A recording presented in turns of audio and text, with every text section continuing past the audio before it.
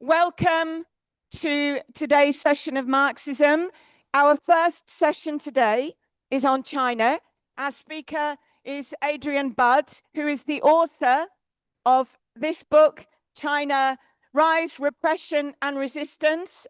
Adrian is a trade union activist and a member of the Socialist Workers' Party in Haringey. And the meeting that he is doing today is China, Creeping Economic Malaise and Prospects for Resistance from Below. So Adrian, over to you.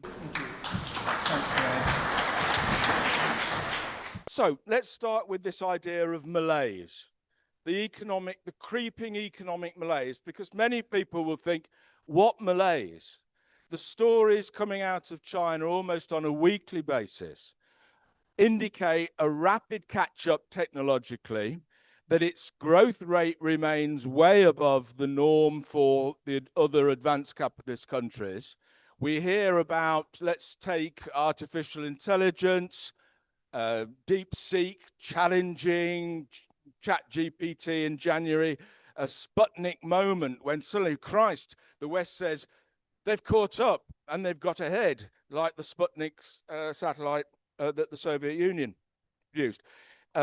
You could take pictures, I've got them on the slides. A city in 1970s China, wooden, a bit like where they filmed Starsky and Hutch, for those who remember that sort of place, right? Run down, urban grime. Today, gleaming, shining stainless steel and glass, okay? What is this malaise then? Oh, those who like their sort of toys for the boys, they've got hypersonic missiles. They can shoot other missiles out of the sky at an enormous rate, and so on and so forth. So we have to address this idea that there is a creeping economic malaise. We have to recognize that in some respects, China's doing extremely well and has become a major challenger to American hegemony, at least in the economic sphere. Okay, could go on. Let me just give you one final piece of data. Exports from China in 1998, when the reform process began, when opening up after Mao's death began, I mean, it speeded up from the 1990s, but you can date it really from 1978. Exports were $10 billion. What would you buy from China back then? Some Tiger Balm, a little bit of tea in a raffia box, and perhaps some plastic shoes or something. Today, exports, not $10 billion, but $3,700 billion. You know, astonishing. Another fact, I said I'd just finished with the facts, but I've got another one. In 2011, 12 and 13 combined, according to an environmental economist in Canada, the Czech origin, Václav Smil, in those 3 years, China poured more cement than America did in the entire 20th century. What was the amount? 6.4 billion metric tons in 3 years. This is astonishing. Where's this malaise come from? Well, the rest of the talk is going to be split into two. It's going to show that there is a creeping economic malaise and that there are possibilities for resistance from below. That's the graph of China's growth in the last 40 years. You got it? Okay. So 5% in the 1990s, 10% a year in the 2000s. By 2010, creeping down to 7%. By the 2020s, it's 5% on average. That's the first thing to say. The growth model is beginning to exhaust itself. The predictions are that henceforth, it will bottom out at about 3% on average if they're lucky. There are Chinese economists who say that already the figure is exaggerated by a factor of 2. There's double counting. That actually it's half of what the published figures indicate. Okay, so we've got that to deal with. The second factor about malaise, the second feature, China's been battling with deflation, falling prices for 2 or 3 years. That indicates that actually the growth rates probably are exaggerated. You don't really have falling prices. Companies battling with each other to undercut each other on an enormous scale. In fact, 4 days ago, a committee that President Xi Jinping chairs denounced capitalists for undercutting each other and being involved in abnormal competition that's driving prices down. They're so worried about deflation. And the reason they're worried is twofold. The next part of the talk is really breaking up the factors leading to malaise into long-term and short-term. The long-term is that the growth model instituted in the reform period in the 70s and 80s and 90s is running out of steam. What was the basis of the growth model? There's a number of bases, including capital imports from the Chinese diaspora in Asia to start with, then the import of capital from American corporations and Taiwanese and so on. These investments employed migrant labor. The figures vary, something like 270 to 300 million migrant workers moved from the countryside to the cities on the coast of China in a generation. That is not repeatable. There's nobody left in the countryside in sufficient numbers to feed the factories. So that is an exhaustion of a resource of growth. That's the first thing. The second thing, long-term trends again, as Jonathan Fenby, who used to edit the South China Morning Post, a business paper like the Financial Times in Hong Kong, he now runs a research centre, I think it's at the LSE. He's written a series of pretty important books on contemporary China. One of them, he says, China's got a big population, but the demographics are all wrong. In other words, there's too many old people. Those in the middle are not having enough children. Therefore, now we have a falling population, and in particular, as my graph shows, a very rapid fall in the number of people of working age.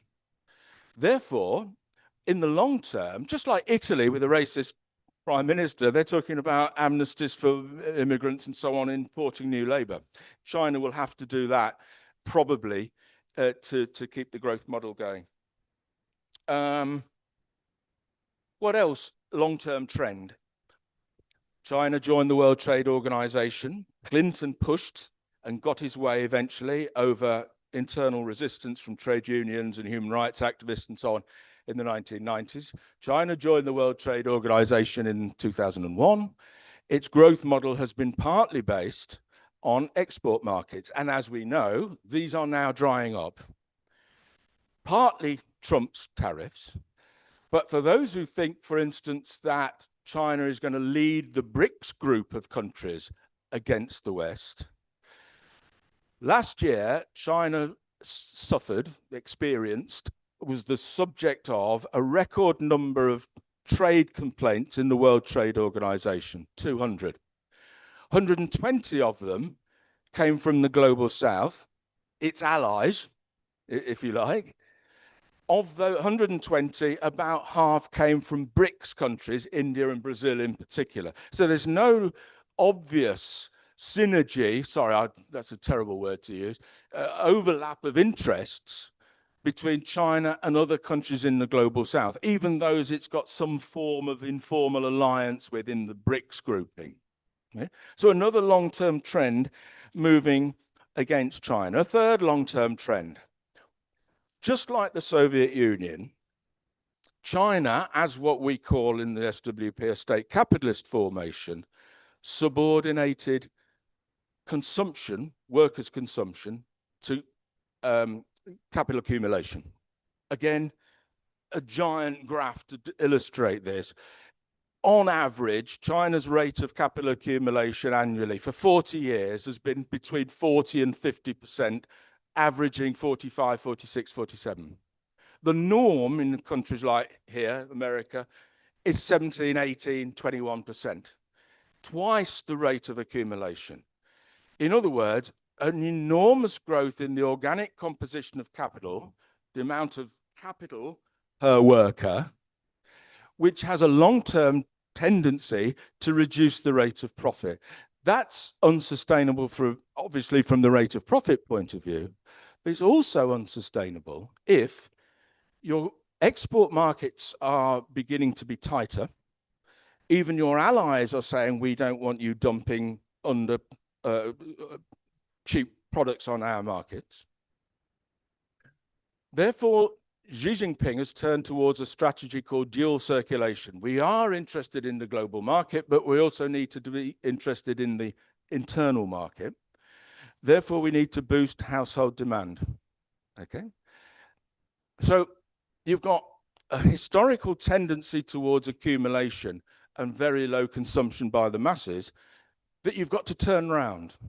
They've been talking about this. It's not just Xi himself. They've been talking about this throughout the entire 21st century. We're a quarter of the way through, and household spending as a proportion of national income is stuck. It started in 2000 at about 40%, and it fell and fell and fell for 15 years, despite the claims that it had to be boosted, and it's crept up now, it's about 38%. So who's going to buy the stuff that the Chinese economy is able to produce? That's the big dilemma facing China. One area where they could expand household consumption is to boost welfare. And my best graph from this year, from the Financial Times, as a graph of China devotes a relatively small proportion of GDP to individual consumption. It combines wages and welfare receipts. And China's right down in the bottom corner.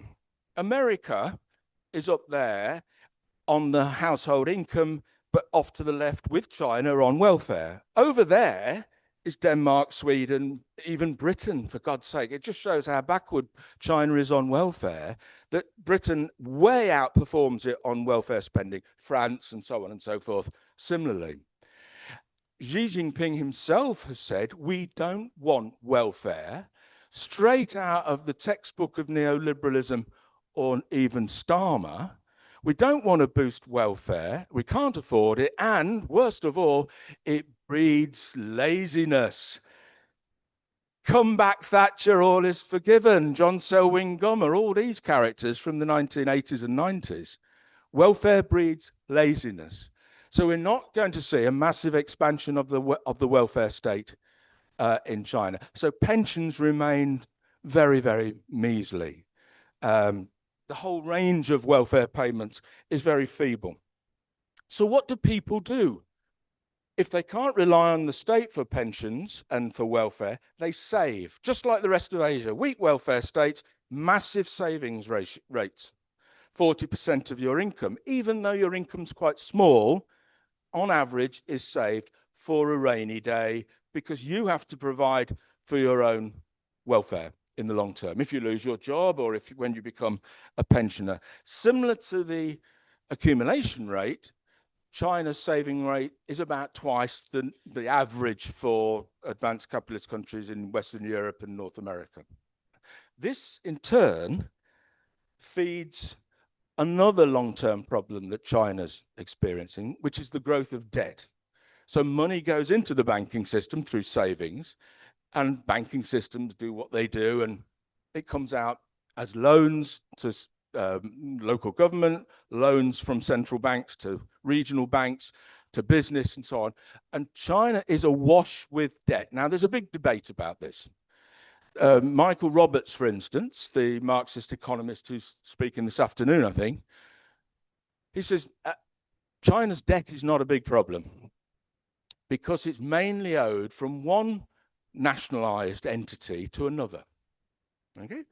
Central bank, central state, local state, regional authorities, nationalized industries, and so on and so forth. I think that's a bit blasé and misguided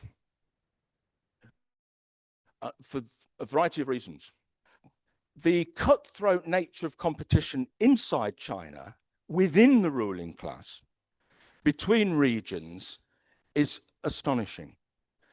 So, one author, Chinese origin writer, economist in America, talks about one country, 32 systems, or one country, 32 economies, a play on the Hong Kong thing, one country, two systems. That when Mao died, to ensure no new Mao, power was radically decentralized. So the accumulation strategies, it's true the central authorities outline targets in the 5-year plan. We want to grow by 5% a year, that sort of thing. The implementation is done at a local level with initiatives from local regional bosses, party bosses, and so on. And there is therefore vast duplication. They all want to attract capital. They all want to build infrastructure. So you get motorways that go nowhere in one province, and in the next province, motorways that go nowhere. Train building on a grand scale. Part of this is China's great success. In 2008, China had 40 miles of high-speed trains, something like that. And they had 2 tracks. One went from the airport of Beijing into central Beijing, and the other one the same for Shanghai. A decade later, anybody who's been to China has probably been on these high-speed trains. It's got more miles of track and more high-speed network than the whole of the rest of the world put together, built in 10 years. There's some remarkable achievement about that. The trains are half empty. The motorways are half empty. It's accumulation for accumulation's sake, as Marx put it in Capital. It is Moses and the prophets. Accumulate, accumulate, accumulate. And it is irrational from the point of view of human well-being. And it's fueled, to go back to where I was, by debt. And debt, albeit that it's owed between different sectors of the state, it's astonishing how competitive the regional authorities are with each other and how petty they are clawing back. When local authorities get into debt, they will do all sorts of things to try to get out of debt against the interests of their friends in private capital. There's a symbiotic relationship between local authorities and private capital. So just this week, what have we read? That the most recent report by the State Council, who did an audit, found that 60 local authorities had diverted 2 billion renminbi, currency units, from a national free school meals program for the poorest kids to pay off debt. That is incredibly petty. It's very, very small-minded, but it shows the depth of the crisis that local authorities are facing. So I don't think it's right to say, as Mike Roberts says, that the debt is simply owed between things and it could be written off. He uses a phrase, when you net it all out, China's got a low level of debt. But that's not what any boss of a local authority is thinking. They're looking at their level of debt, and there's no guarantee the central bank will let them off. There's all sorts of nastiness going on. Another example from this last couple of weeks is that there's been a record amount of fines imposed by local authorities on businesses for non-payment of taxes. It's bullshit. They've exaggerated, they've made it up to claw back. They're in that much desperation. Okay. Beijing's local authorities increase in revenues from that source, fines on business. The Beijing authorities went up 22% last year. So they're clawing back enormous amounts of money. So there's a debt problem. There is enormous problem in property, house prices, new builds, second-hand sales, all falling by about half in 4 years. You know, obviously housing prices go up and down, but to fall by half in 4 years is serious. Now, at one of the meetings, one of the branches recently, Jenny's in fact, a young comrade there who's a bit more supportive of China than I am, said, yes, but Xi Jinping stepped back and didn't save the property companies when they were going bust. They allowed it to happen because of this state control. Well, okay, and he went on to say there was a sort of policy decision because it's so much state control. Actually, when Evergrande went bust and following them Country Garden, to the tune of $500 billion, what actually transpired was a policy decision was taken to say that over-exuberance in the housing market had got out of control, and therefore we wouldn't intervene to prop up corporations. They'd have to find a solution themselves. But what that indicates is that they didn't have the resources to do it. Not just that it was a policy decision because they're anti-private capital, but they were running out of resources and they wanted a correction. But the danger of that is, in the absence of welfare, millions of people have invested in property because that's their asset for the long term, that they can sell it when they reach retirement age and live off the proceeds. So a falling housing market is not just a correction, it's a serious threat to the legitimacy of the state for millions and millions of people. And we have seen protests by old people, elderly people against banks in the regions, regional banks and so on. So there's an enormous problem in the housing market. There's 80 million unsold flats in China. I mean, you could house everybody who's homeless many times over, give them a choice of flats. This week I'll be in Beijing, next week I'll be in Shanghai, over and over again, 80 million. Ghost cities, whole cities completely empty as far as the eye can see, of gleaming towers, of incompleted flats. What else have we got?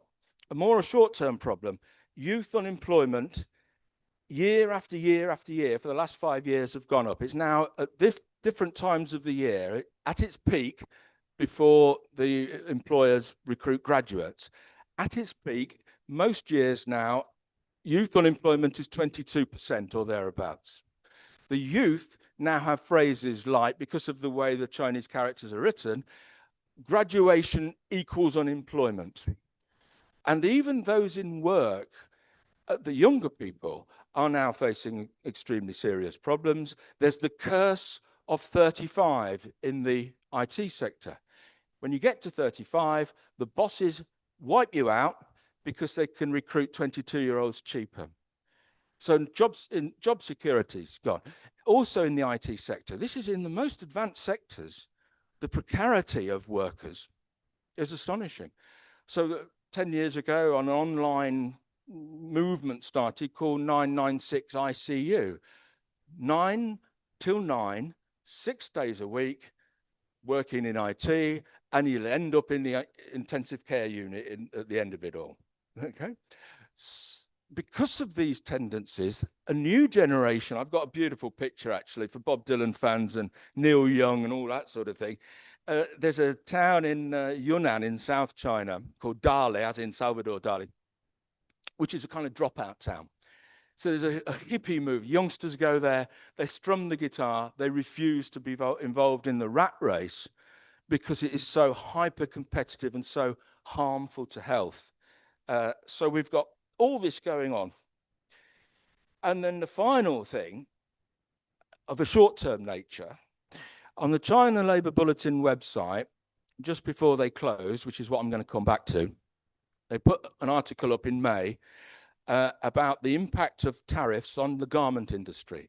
And basically, overnight, factory after factory, thousands of factories were closed down, and the workers took photos of the empty sewing machines and posted them online, and China Labour Bulletin put that up. Now, just a side word on China Labour Bulletin. It's closed last month. That article about garment industry was probably one of its last. Why is this important? It shows the draconian nature of authoritarianism under Xi Jinping, the terror. In this case, it's a Hong Kong-based body. It was set up by Han Dongfang, who was the leading figure in the Beijing Workers' Autonomous Federation in Tiananmen. And when he went to Hong Kong, he set up China Labour Bulletin to monitor and expose labour malpractices. The fact that he's closed down, he says it's because of finances, but actually the national security law is so aggressive, the assumption is that he's getting out quick before he gets harmed. Thanks. So we've got long-term crisis tendencies, an authoritarian regime that has become more authoritarian because they know there is going to be a resistance. There has been resistance, and you can go through labour strikes to 2007 to 2015, on a massive scale. crushed under new laws under Xi Jinping. Feminist and women's activism, fantastic levels of, particularly amongst young women, not self-confidence isn't quite the right word, but bravery. So in that strike wave, women often went to the front of the picket lines because they could scream sexist or sexual harassment when the cops waded into the picket line. Now women were at the forefront at the white paper protests, defending Uyghur Muslims who were being burned in that dreadful fire in Urumqi and so on. So women's activism, there's a history of it. LGBT activism on a moderate scale. It's more about helping each other, but all the LGBT centres have now closed. There's a self-censorship going on for fear that otherwise it will be top-down censorship. That's what the China Labour Bulletin closure is about, it seems to me. The Uyghur Muslims themselves have had a long period of resistance to what Darren Byler's book calls terror capitalism, the way that they are terrorized under Xi, fighting the three evils of religious extremism, terrorism, the two being equated, and separatism. Okay?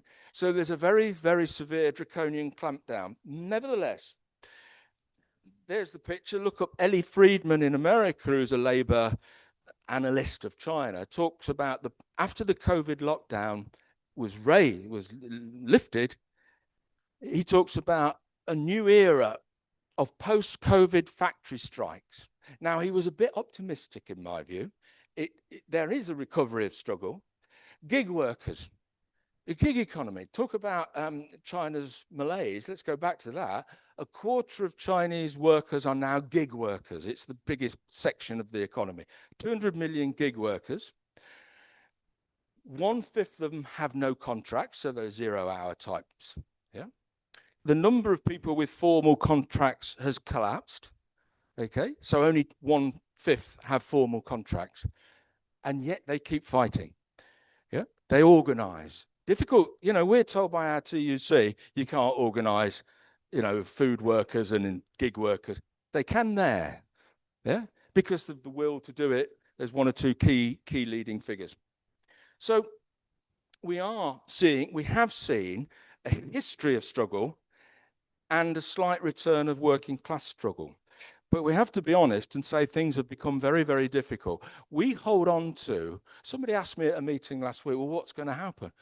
Well, I don't know, but I tell you one person, I don't know if he's in the room, but 2 months ago, Phil Marfleet, with his new book on Palestine, he was interviewed in Socialist Worker and in the double spread in the middle. And towards the end, he talked about the impact of Palestine across national borders that sparked the Arab Spring, that the resistance of Palestinians was a beacon for oppressed people in Tunisia, in Egypt, and so on, and that people felt if they can do it against the oppressions they face by the Zionist state, we can do it. And this was like lit a touch paper. Now, I'm not claiming that there's something exactly similar, but what out of the worst scenarios, great things can happen.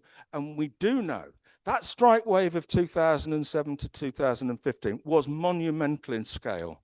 Thousands and thousands of enormous strikes every year, which is why Xi turned to repression. He knew they've got enough of a bastardized training in Marxism in the Chinese Communist Party to know where this leads, and he absolutely clamped down. But if it came once, it can come again. And I do think workers realize now in China that with the decline in jobs, the youth employment, the crap jobs replacing the ones that are being closed. I haven't gone into more immediate aspects of crisis.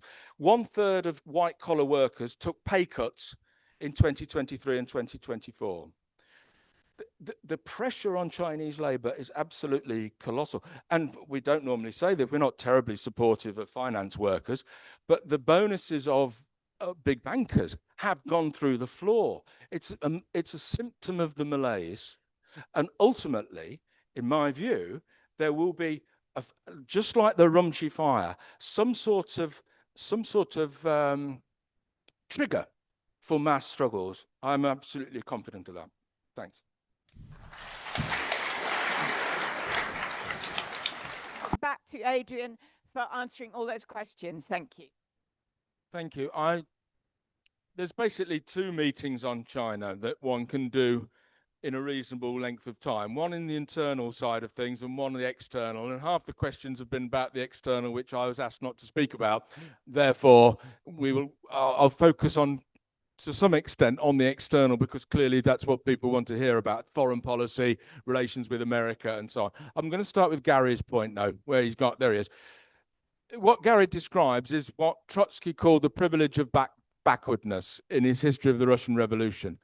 That countries not in the forefront, not in the advanced capitalist world, or catching up states, at the time Trotsky was writing, have this privilege of being able to leap over stages using the most advanced technology that they import from elsewhere. And this can look incredibly dynamic.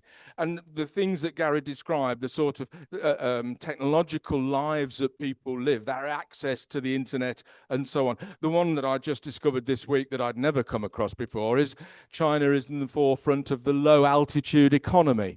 And I didn't know what it was, and discovered that in most advanced cities, much of the delivery service for your cups of coffee and fast foods and lunch breaks comes on a drone to your office window. I mean, astonishing level of technological advance. Nevertheless, the whole point of the history of the Russian Revolution was to show the contradictions within that privilege of backwardness. The putting together of different stages of development generates certain contradictions. So, taking rare earths, it's true, China produces it has in its territory about 40% of the rare earths. It generates about 90% of the processed rare earths. And what are these important for? They're important for artificial intelligence, for microprocessors, the super best ones, warheads and guns and all sorts of technological aspects of the military.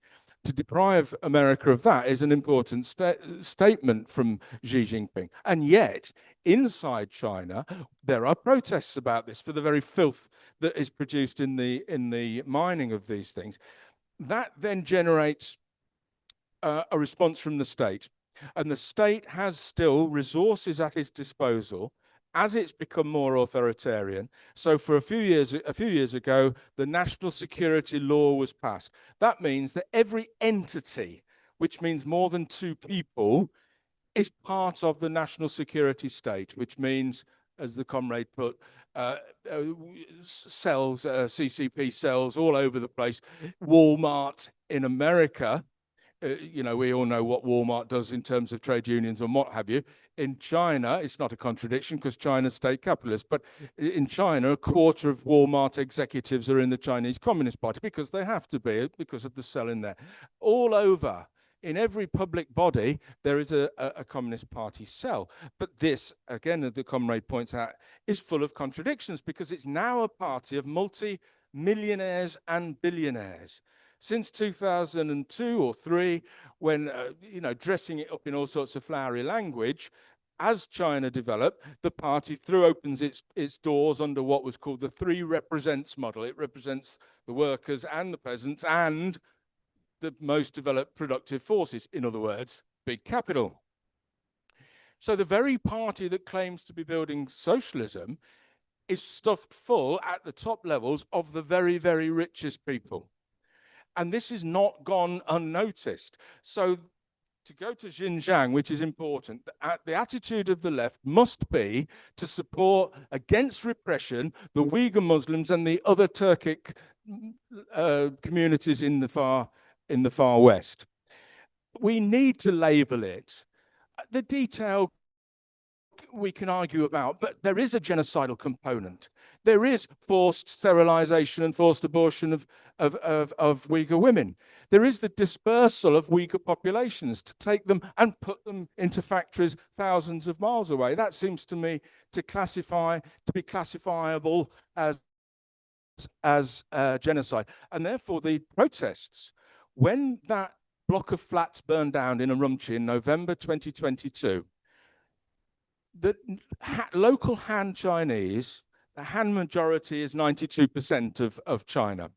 Local Han Chinese protested in solidarity with the Uyghurs for the first time.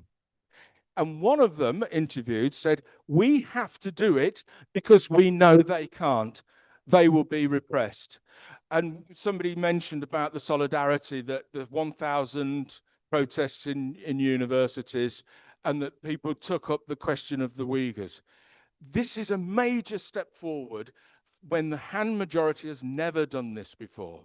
And it indicates that people are aware, conscious. I had a Chinese student came over a few years ago to study with me for the summer.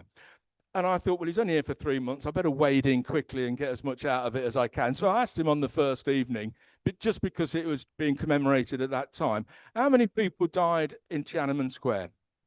And he came up with a figure, 2,000, hundreds, possibly thousands is what he said. I didn't actually know the answer. I went and looked at the figures and the Red Cross said 2,600. So he was pretty clear. He was only about a 25-year-old. He knew, despite the repression and the censorship, some of the answers. And when people put two and two together, and when those women at the forefront of the 1,000 protests in the universities say, for the first time since 1989, down with Xi Jinping and down with the Chinese Communist Party. This is an important step forward. Of course, the Communist Party has enormous power resources at its disposal. It's just past the 100 million mark. You know, that's one in, I suppose it's about 1 in 8 adults. Everybody knows somebody who's in the Communist Party. Many of them will think that they can get a leg up if they, you know, go along with their friend, the people that they know. But you look at the job market and the level of leg upness available at the moment is pretty minimal. There are other things that the Communist Party's got. It clearly states in the Constitution that China is a democratic dictatorship of the workers and peasants. It's a workers' state allied to the peasantry. Okay.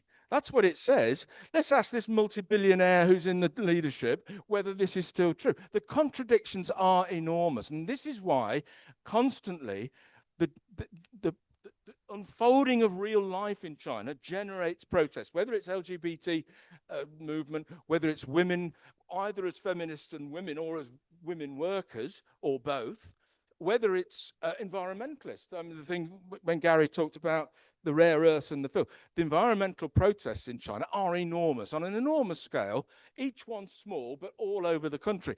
Each one then gets repressed. You think of yesterday, an 83-year-old ex-retired,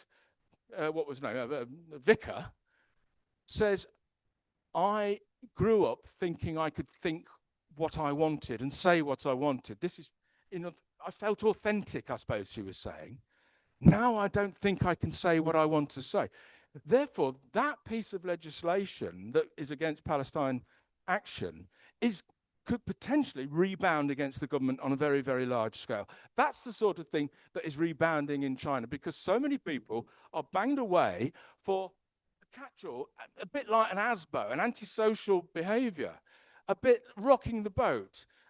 These sorts of laws under the national security law are leading to ordinary people who just say, look, this is a bit dirty, we should do something about it, being arrested. And people know about this. So it's a tinderbox, and a tinderbox that's been kept dry by economic success, but economic success is now running out. And that is a big problem when you've got an unwritten constitution. The written constitution is full of bullshit, but the unwritten social contract is to say, we won't have Western democracy, and it generates chaos. And actually, when you look across the Pacific, he's got a point, Xi Jinping. But we will not give you democracy. You won't have voice, but what we will give you is wealth. And when their side of the bargain falls, they have got a serious problem, which is why the comrades right. There is terrible internecine conflict within the leadership of the Communist Party and at all levels. It looks monolithic, but it isn't. It's weakening, it's fragmenting, and that gives our side, the 99%, a chance to break things open and bring forward real social progress, if not revolution in China in the coming years. That was great, well done.